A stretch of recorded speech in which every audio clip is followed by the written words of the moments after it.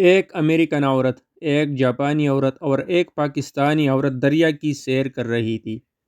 ایک جن آیا اور بولا، تم سب باری باری کوئی چیز دریا میں پھینکو۔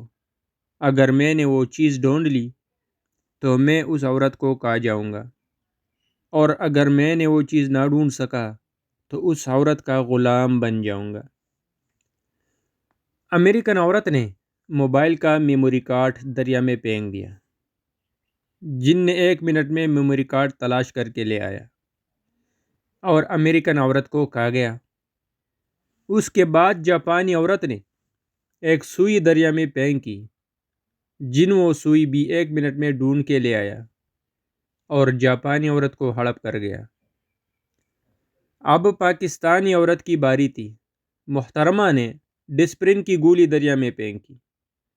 پوری 5 گھنٹے تک پانی میں گھومنے کے بعد جب جن صاحب ناکام واپس آئے تو پاکستانی عورت نے جن کو کہا کہ جلدی کرو، گھر میں تمہارے کرنے کے بڑے کام پڑے ہیں۔